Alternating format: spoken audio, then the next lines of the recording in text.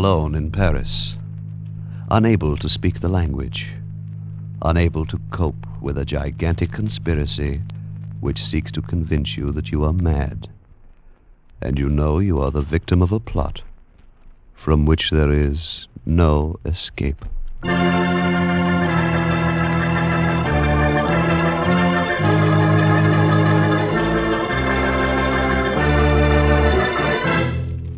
Escape. Produced and today written by William N. Robeson and carefully contrived to free you from the four walls of today for a half hour of high adventure.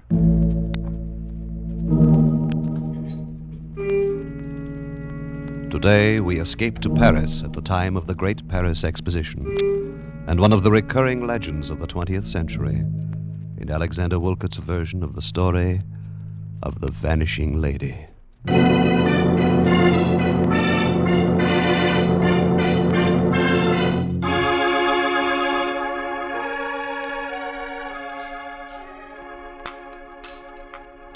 Another cup of tea, Bruce? No, thank you, my dear. I'll just light up my pipe now and have a look at the Evening Standard.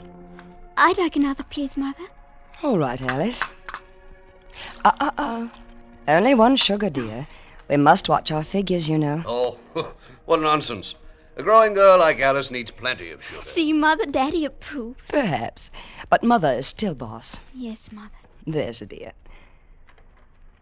Mother, Yes, dear. I've been thinking.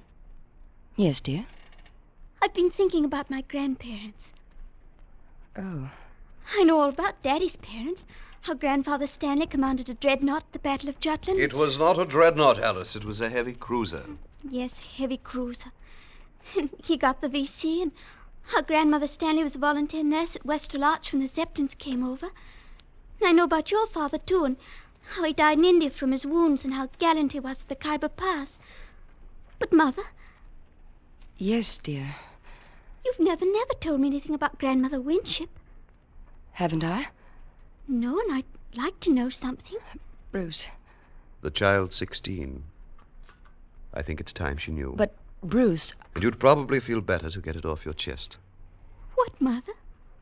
What is it? well, my dear, I've never talked about your grandmother because I've always half believed that someday, somehow, she'd come down our garden walk and, I know it sounds silly, and explain where she's been for the last 20 years. Why? What happened to her? I don't know, and I don't suppose I ever will. Cynthia, darling, if it's going to upset No, you... Bruce, you're quite right. It would be best to get it off my chest, as you put it. As you know, Alice, I was born and brought up in India. And I was about your age when my father was killed in the Khyber campaign. Mother decided to leave India for good and return to her old home in Warwickshire. However, since it was necessary for her to go to Paris to attend to some details of my father's estate, she decided we should leave the P&O boat in Marseille and proceed by train.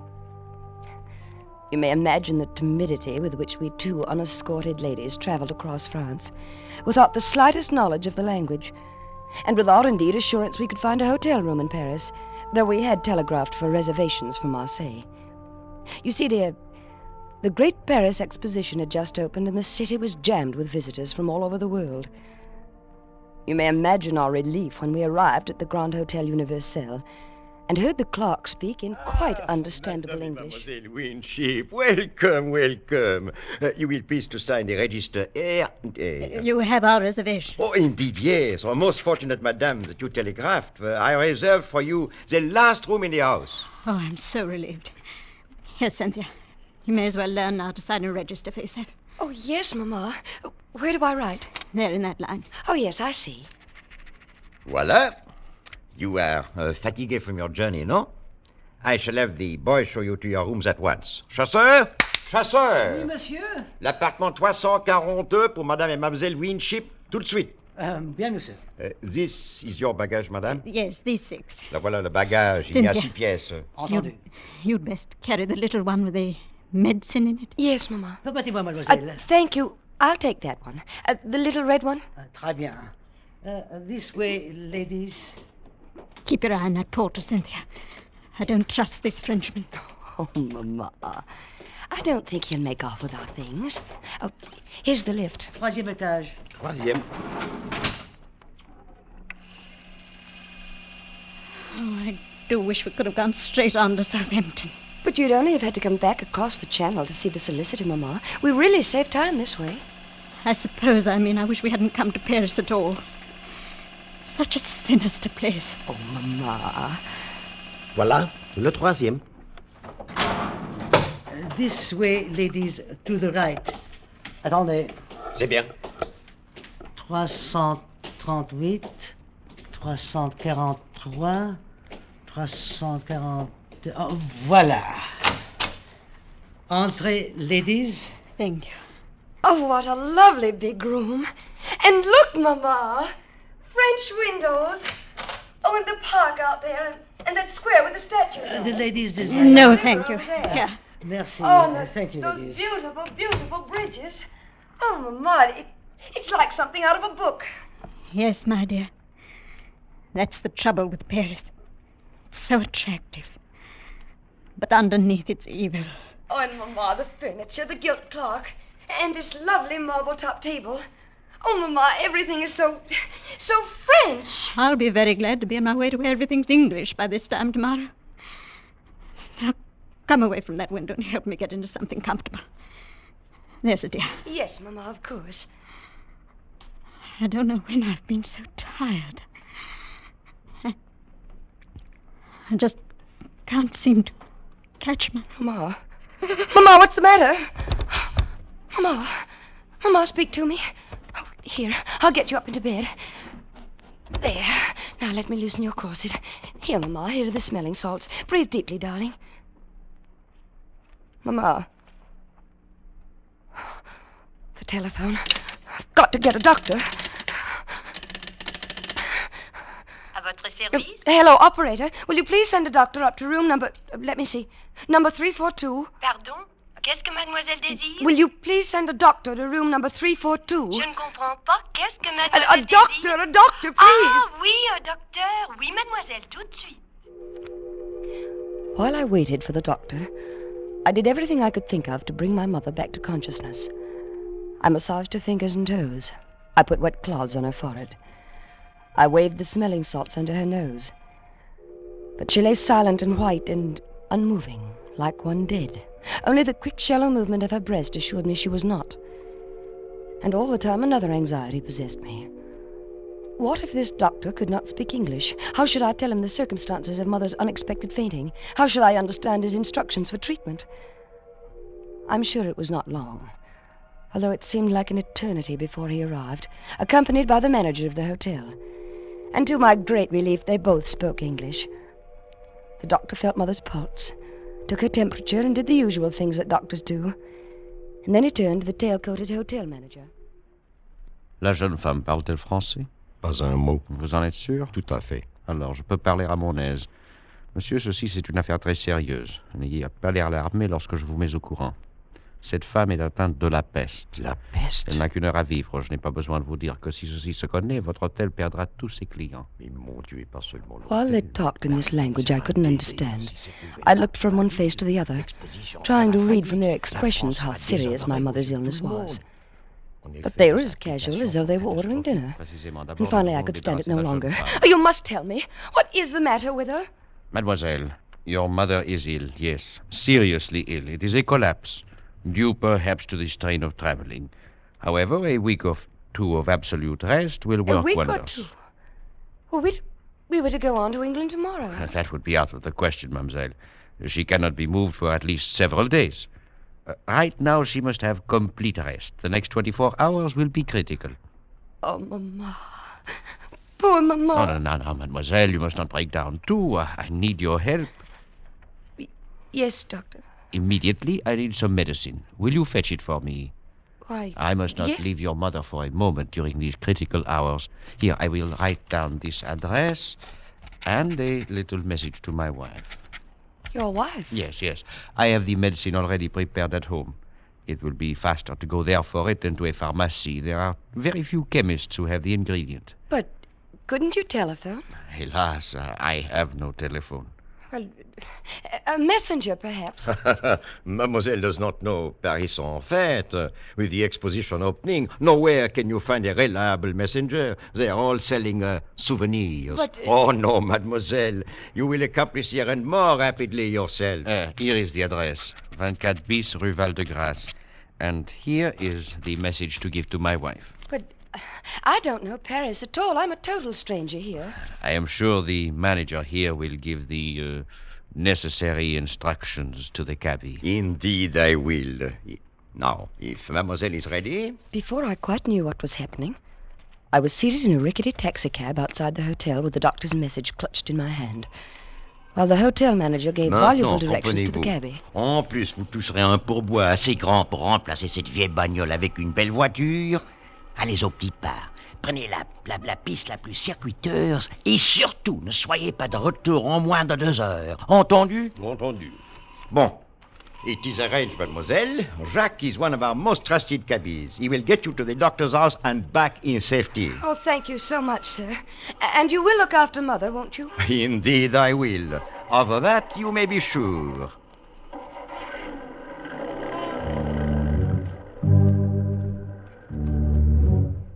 When we left the hotel, we crossed a huge square with statues around it and turned into a wide avenue which led up a gentle incline, at the top of which was a huge arch.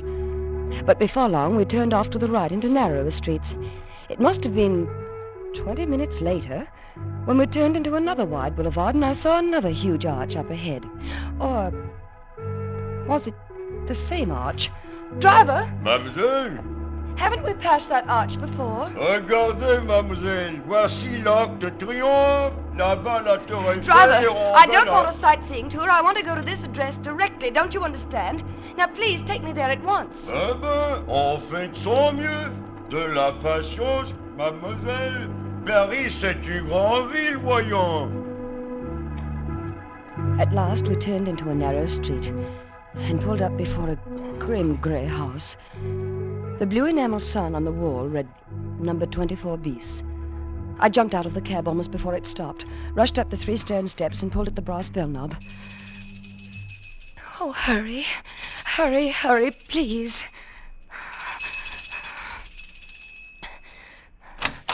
Oui? Oh, the doctor sent me for some medicine. Here, read this, please. Retenez cette jeune femme aussi longtemps possible. C'est de la plus grande importance pour l'avenir de Paris et même de la France. Oh! Entrez, mademoiselle. Thank you. Quand vous ne pouvez plus la faire attendre, donnez-lui une bouteille de pastilles. The doctor's wife stood there reading and rereading the note as though she didn't understand it. And until I thought I would scream. Please, please hurry. Get me the medicine. It's my mother. She may be dying. I must get back to her. Please hurry. Asseyez-vous. She pointed to a chair Attendez. and slowly walked down the hall and closed the door behind her. I waited and waited. And I wondered. Wondered about the time the taxi had taken to get here. About that arch that looked so familiar. And I was torn by the 100 nameless anxieties that torture you when your nearest and dearest is ill. And then I heard something that froze my blood. A telephone. A telephone clearly ringing somewhere in the house. But the doctor had said he had no telephone. That was the reason I must come all this way for the medicine. Oh, no, it couldn't be in this house. It must be next door or across the street. Of course, that's where the sound was coming from. Allô? But no. Tu parles? Oui. It was the voice of the doctor's wife answering the phone. Oh, no. No, what monstrous plot was this? I felt my scalp crawl with terror. My brain pounded and my head felt as though it would burst. I wanted to scream, to run out of this awful house, to run all the way across Paris to the bedside of my mother. Voilà, mademoiselle. Oh, thank you. Thank you. Au revoir, mademoiselle.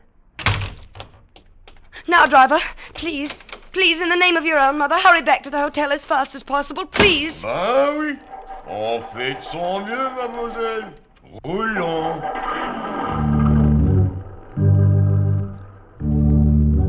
But my pleading was of no use. Either it was misunderstood or ignored. We crawled across Paris, just as slowly as we had come.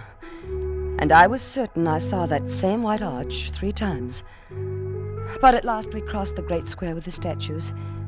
And I knew we were close to the hotel. Oh, please, please hurry. Zut, on fait de son mieux, mademoiselle, voyons. Just beyond the great square, we turned up a narrow street which shortly entered a wide circle, in the middle of which was a tall, slender monument. The driver swung around the monument and pulled up before the entrance of the hotel, reached back and opened the door. Nous voilà, mademoiselle. I jumped out of the cab. And then I saw the sign over the entrance. It said, Hotel Ritz. Driver? Driver, you've taken me to the wrong hotel.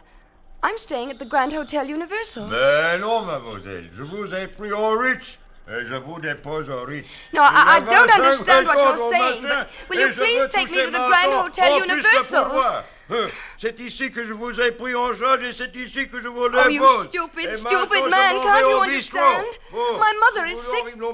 You've taken more than 2 hours to get me to the doctor's house and back. Can't you understand? My mother is sick, perhaps dying. Les affaires de mademoiselle ne me regardent pas. Donc, si mademoiselle Roland l'amabilité I looked around me. A small group of passers-by had stopped and were listening curiously to the argument. And then they joined in, taking sides. Everywhere I looked were foreign faces. Strangers, enemies. And then, shouldering through the crowd, I saw a bare-headed young man in tweeds, with a pipe clamped in his teeth. And before he had a chance to speak, I knew help had come. I say, having some trouble. Oh, thank heavens, you're English. Right you are. Now, what seems to be the matter? I told him as rapidly as I could, and he paid the mulish cabbie. He popped me into another cab. 5 minutes later, we walked up into the lobby of the Grand Hotel Universal. The manager was behind the desk. My mother, is she all right? I beg your pardon, mademoiselle. My mother, Mrs. Winship in 342, is she all right? There is no Madame Winship in 3242.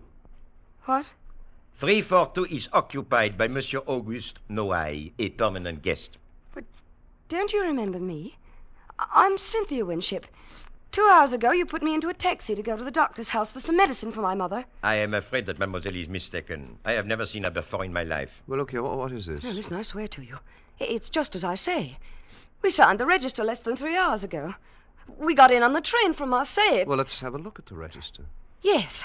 I'll show you I'm in 342. Where is the register? It is there, mademoiselle. You may see it for yourself. See today's date. 14 guests registered, but I do not see any mademoiselle or Madame Winship. Do you? No. What have you done with my mother? Please, what have you done with my mother? I demand that you answer me please, this minute. Mademoiselle, What have you done? I should not like to ask you to leave. Miss Winship, please. We'll get to the bottom of this. Perhaps mademoiselle is mistaken. Perhaps she is registered at some other hotel. No. This is the hotel. The Grand Universal. You were standing there when we arrived. You handed my mother the pen with which she registered. You came to the door with a doctor. You put me in a taxi. But I assure you, mademoiselle, these are fantastic. Wait a minute. Your fantasies of yours, that is bellboy all. there. He carried our baggage. He'll remember. Garçon.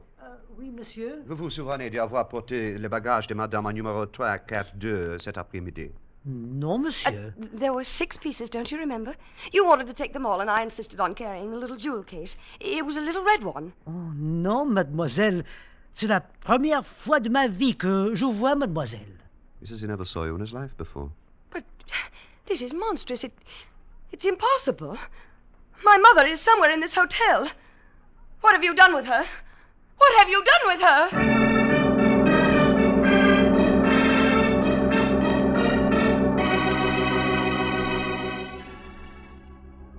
Feeling better now, Miss Winship? A little, thank you. Care for something else? No, thank you. Another cup of tea, perhaps. Certainly. Garçon? Monsieur? Une tasse de thé pour mademoiselle. Tout de suite, monsieur. I don't know how to thank you, Mr. You realize I don't even know your name? Oh, it's Bruce. Bruce Stanley. I'm very glad to meet you, Mr. Stanley. It's a pleasure, Miss Winship. Mr. Stanley, you believe me, don't you? Of course I do, Miss We did Winship. register at that hotel. We were in room 342. Well, I can even describe the furnishings. There was a big window that went from the ceiling to the floor. Well, every hotel room in Paris has windows like that, Miss Winship. Oh, they do? Yes.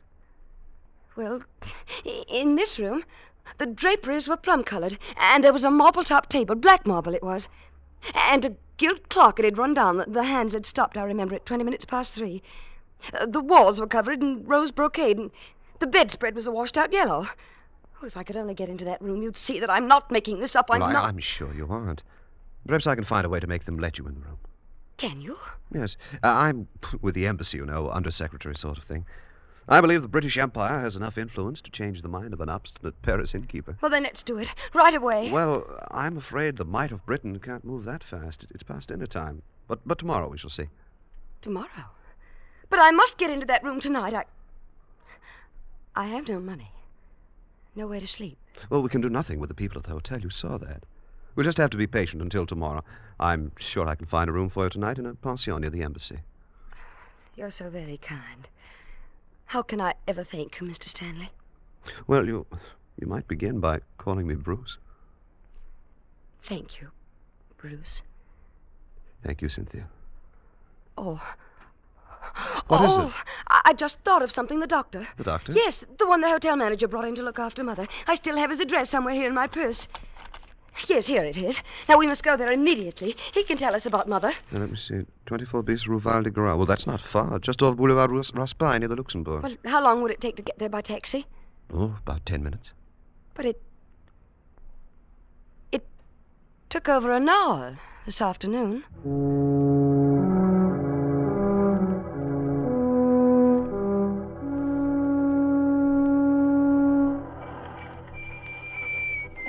Voilà, monsieur. 24 bis, Rue Val de Grâce. So here we are. Yes, this is the place. Attendez, mon vieux. Ah, très bien, monsieur. The house is dark. Well, it's quite late. Well, I don't care. We've got to find out tonight.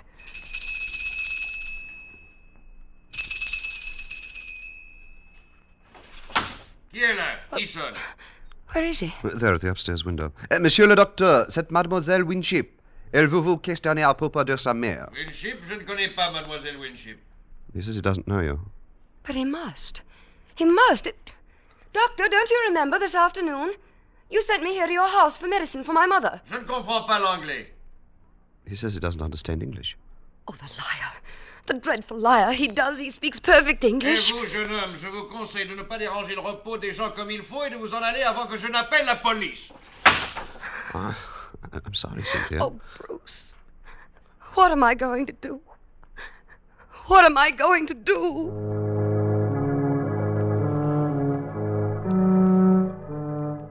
If it hadn't been for Bruce, I'm certain I should have gone out of my mind. He found a room for me at a pension near the embassy, where I spent a sleepless night of anxiety, almost beyond endurance.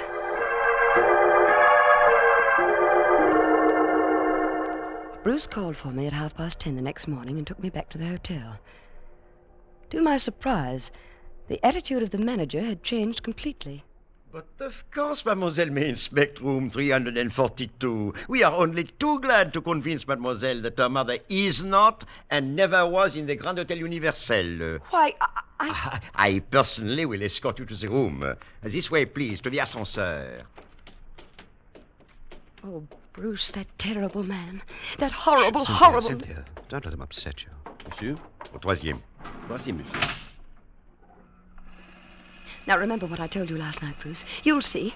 Plum-colored draperies, black marble-top table, rose walls, and a gilt clock with hands stopped at 20 minutes past 3. You'll see. Yes, Cynthia. Voilà, le troisième. This way, please. It was room 342 that you wished to see, mademoiselle? Yes, that's right. Third door to the right. Parfait. You see, Bruce? I know where it is. Yes, my dear. Here we are.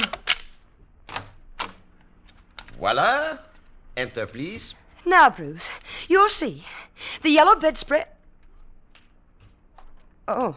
Not quite the room you just described in the elevator, mademoiselle. The drapes are royal blue. No. A little dusty, I fear. I must have this room renovated. You see, there is no marble-top table. No. The clock, as you notice, is running.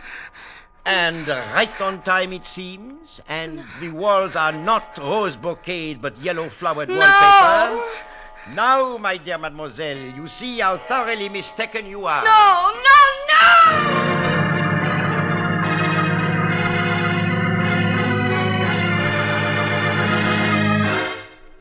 They had tried to make me think I was mad. They succeeded. I remembered nothing until I awoke in my aunt's house in England 2 weeks later, thanks to Bruce, who never left my side during those terrible days when my sanity hung in the balance. Well, that's the story, Alice. And that's why I've never been able to talk about your grandmother Winship. Oh, Mother, how horrible.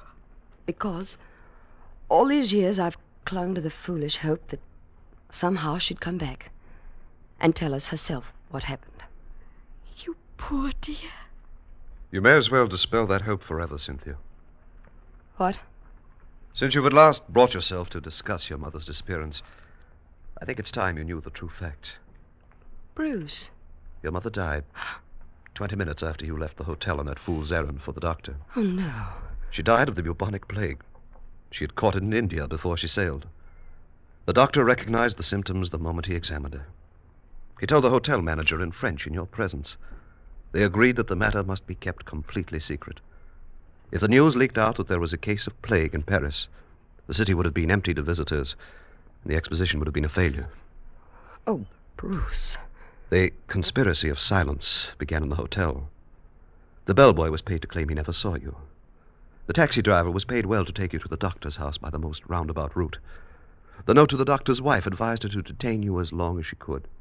The taxi driver added his own imaginative touch by returning you to the Ritz instead of the Universal. I shudder to think what might have happened if I hadn't come through the Place Vendôme just then. But you didn't know? Not then. When did you find out? Next morning. By then, the conspiracy had grown to international proportions. The embassy had been advised. If the exposition was a failure, the franc would fall and the pound sterling would be affected, that sort of thing, you know. I knew when we went back to the hotel you would not find your plum drapes and rose-colored walls and black marble-top table. And you let me go through with that? What could I do? I was acting under orders. I knew that the hotel had completely fumigated and redecorated the room overnight, and everything was in readiness to repudiate your story. I had to let the last act of the dreadful farce play to its dreadful end. What did they do with my mother? Her body was removed from the room less than 30 minutes after you left it. It immediately burned. Why? Why didn't you tell me all this years ago? Why did you let me go on all this time? This is the first time you've ever mentioned your mother since then, my dear. Alice? Yes, Mother? There's a new issue of the Tatler in the library. Wouldn't you like to look at it? But, Mother, I want... Now, dear, there's a good girl. I want to have a talk with your father.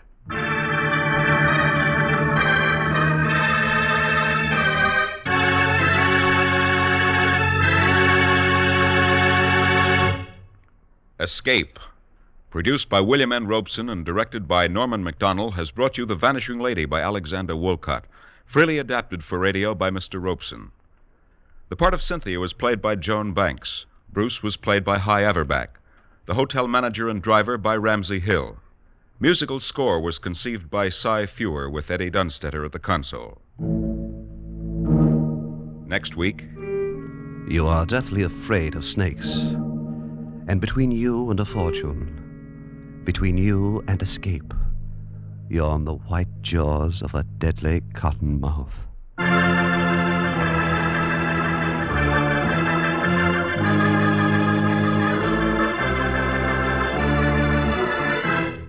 Next week, we escape with Irvin S. Cobb's famous story, Snake Doctor.